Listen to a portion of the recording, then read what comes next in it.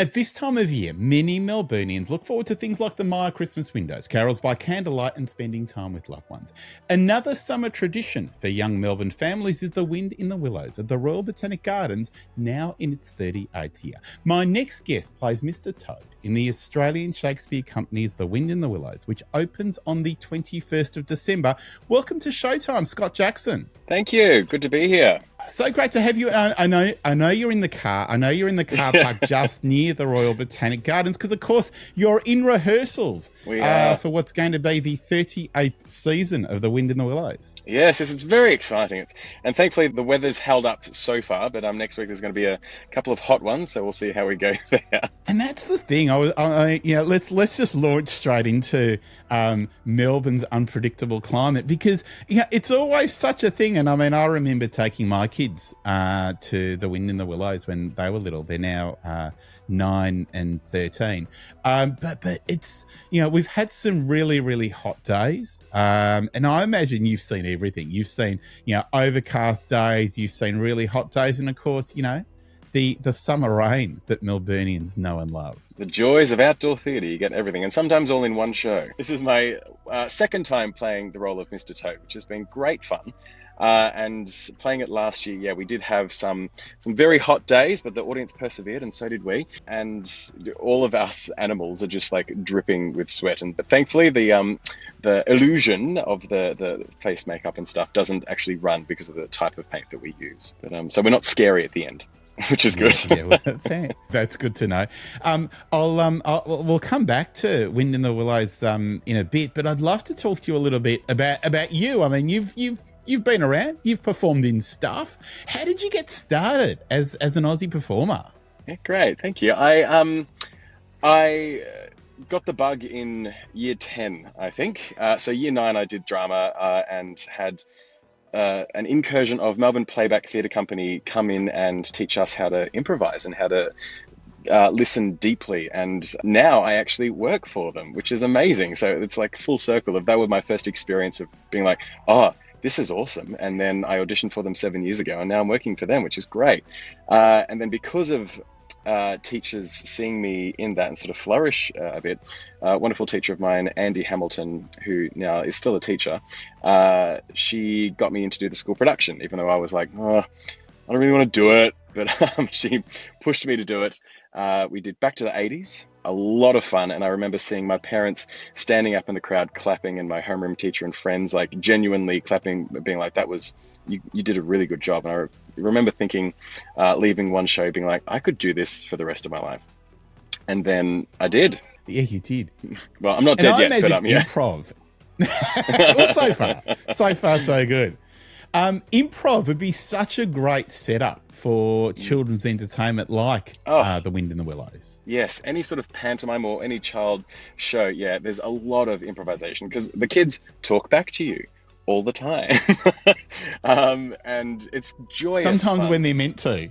Sometimes when they're meant to, absolutely, but a lot of the time when they're not meant to. And you've got to acknowledge it, otherwise it's not as fun for the kids and the parents. I do remember there was this, I was touring with another theatre company doing King Arthur, and this kid in the front, I was playing King Arthur, and this kid in the front was just be like, Arthur, Arthur, Arthur, and wouldn't stop. And so I was just like, yes. And he's like, I have a sister. And I'm like, wonderful, and then keep going. So, anything can happen in the world of panto, but in Wind in the Willows, especially with my character Mr. Toad, I'm quite flamboyant and large, and I get to go into the audience as well. Most characters do get to go into the audience, but there's this joy from the crowd that is so lovely when I do go in and I'm smiling at them and talking to them, and they're talking back to me, and I'm asking simple questions. Or if they're wearing green, it's an easy way in to be like, oh, are you a toad as well? And just playing that. It's so much fun. Seen it a few times with my kids when they were little. As I said, it is so much fun, and I think the interactivity of the show really works, and I think part of that is the outdoor setting, and it's at the Royal Botanic Gardens. So it's already a really relaxed environment, which I think makes it more accessible for kids. Yeah, super relaxed environment. Down by the riverbank is gorgeous. The backdrop of the river. There's lilies in the water at the moment. There's trees. There's wind blowing through. It's just beautiful. And the audience is sitting on a hill, looking at the actors perform down by the river, and it's just delicious. And then you walk up the hill a little bit and see Toad Hall, which is this monstrous, big castle-like thing that is, of course, my home. And then the kids get to sit at the front of that, and we walk through it. We go around it. There's entrances and exits from the audience, and it's all very interactive and keeping all of the audience thinking, where are they going to come next? And yeah, it's joyous. But quite literally, it's immersive theatre. It's everyone stands up, picks up their picnic blankets and whatever, and moves with the cast to the next scene. Yeah, they do. None of this old school crew coming on and transitioning from one scene to the next. None of that. Nah, none of that. And it's great to change location for the audience as well, because it's the next part of the story. It's we're no longer there, so why not move around? Absolutely. And yeah, I think the kids love that, and younger kids who probably want to wriggle and get up anyway, it's an excuse for them to get up with a little bit of purpose and reset for the next scene. Exactly. And there's another section, I don't want to spoil anything, but you've seen it, so you know what happens. There's another section called the Wild Wood, which the young'uns get to travel with a few other characters into the Wild Wood. So that's another very immersive and interactive element of the show, which has been going, as you said, for 38 years. It's insane. It is insane. It just goes to show that, 38 years, that's what, probably 2.5, 3 generations of Melburnians that have now been a part of this experience. So you guys are doing something right. Yeah. And so many actors and the directors, Glenn Elston's sons have been the character of Portly in the show. Another main actor in the company, Kevin Hopkins, his children have played Portly. He's played every character. He was Mr. Badger last year, so he has even come back to it. So there's a lot of family orientated sort of elements within the show, as well as it being for families and for children. So it's, definitely passed down to the generations. And of course, 38 years ago, it was a novelty to have any sort of outdoor theatre type entertainment. I mean, now we've got outdoor cinemas, outdoor theatre. But I imagine that a big part of the success of The Wind in the Willows is the fact that it's at the Royal Botanic Gardens, is the fact that there's the lake, and that you're surrounded by the lush greenery. That's got to be part of what makes it work. Absolutely, definitely part of it, and it's so immersed in the landscape itself that even if you, which won't happen, but even if you do get bored of the actors for a moment, you can look around and you're just taken in by all of the scenery. It's just gorgeous. But the script itself as well, and the performances of the actors that I'm working with now, there's quite a lot of new actors this year. It's awesome to see their fresh take on these characters that have been going for so long, and to get new insight into who these characters are. Given that weather can do anything in Melbourne, what's a more difficult show for you? One where it's stinking hot, or one where it's bucketing down? Good question. I think stinking hot for me, just because the way that I portray Mr. Toad is quite physical. And so to be quite physical, sweating, and it just is really exhausting. And that for me is the hardest. Whereas if it's raining, I actually quite enjoy rain. So I'm like, yes, come. So I think it's definitely the... And Toads are waterproof. Exactly. Yeah. I've got to deep into a really, really personal question. You're playing Mr. Toad, but if you had to select an animal that represented your personality, what would you pick? I'm a bit of like a flicky type of person, so I think possibly a meerkat might work for me. Yeah. So just sort of like up and noticing everything, and yeah. There was a TV show with meerkats a while ago. Do you remember that? I can't remember what it's called, but it just popped into my head. Was it a kids show? And there was someone doing voiceovers. What's that? Was it a kids show? It was a kids show, but it was just meerkats in a zoo or something, and there were voices that were sort of the subconscious or the psyche of the meerkats. It was, I don't remember what it was. It's probably on YouTube, but it was really funny. Yeah, the BBC I think did something like that. They dubbed over a lot of things. Yeah, something like that. Anyway, I digress. But a meerkat, that's fun. That's, What animal would you I be? really digress.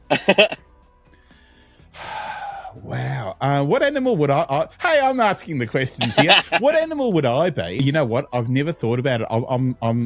I'll put you on the spot, so it's only fair that you put me on the spot. So I don't know. Wow, what animal would I be? I've always loved dolphins, and I love the water. So maybe a dolphin. I don't know. Like, I'm going to take that on notice. I might. No, I won't. I was going to say I might edit a different answer, and I won't. I'll stick with dolphin. Nice. Dolphins are fun. You talked before about starting when performing or getting the bug when you were in high school.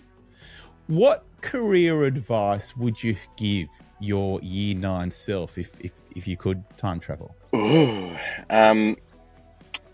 See what happens when you put me on the spot? Yeah, right. Yeah. Right back at you. I would probably say persevere, because it's a hard industry. There's a lot of knockbacks, but I've often tried to be like, maybe I should just do something else for a bit or try something else, do a 9 to 5. But every time I do, I get depressed, I get anxiety, I get all these other things because it's not what I'm on this earth to do. And I've had to realize that over and over again. And then I'm only my true self. And when I am performing or something to do with the arts, that I am who I am. And it took me a long while to realize that. But it is what I'm on this earth to do, is to entertain and to play different people and have fun doing it. Scott, the reason I asked you that was partly because I was genuinely interested in the answer, but also partly because at this time of year, there are a lot of people that are graduating from things like the VCA and WAPA and NIDA and other great performing arts institutions. So I imagine there are people that are trying to contemplate what the next step is at a time where it's incredibly competitive and it's incredibly hard.